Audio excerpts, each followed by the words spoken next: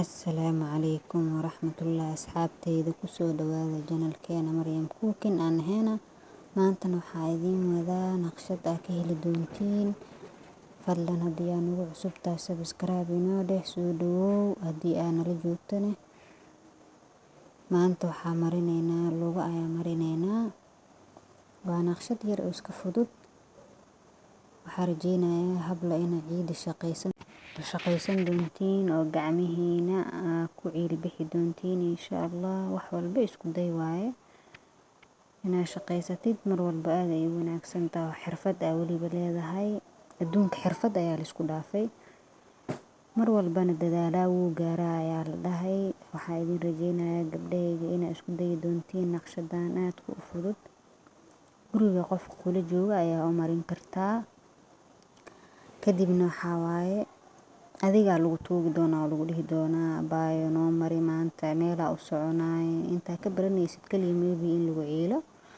Laakiin markii aad baratid waxaa noqon doontaa the best one ayaa noqon doontaa insha Allah. Waxaa idin rajeynayaa horumar badan inaad gaartiin. Maalmahan waa iska mashquulay. Maxaa waaye ina video daily u soo galiyo ama maalinna ayaan jeclahay, laakiin adduunyo ayaa mashquulkeeda aanan dhamaanaynin. Mar walba waxaa waa mashquul leh soo baxaayo. Marka ha ii qabanina inta maqanahay kama aanan wada tagin. Aad ayaan u jeclaa xirfadeyda inaan soo gudbiyo mar walba si ay yacni wax uun igaga faa'iidaan ha yaraadaan xataa. Waxaa rajeynayaa inaad video ka bogootiin insha Allah. Daawasho wacan ayaa idin rajeynayaa.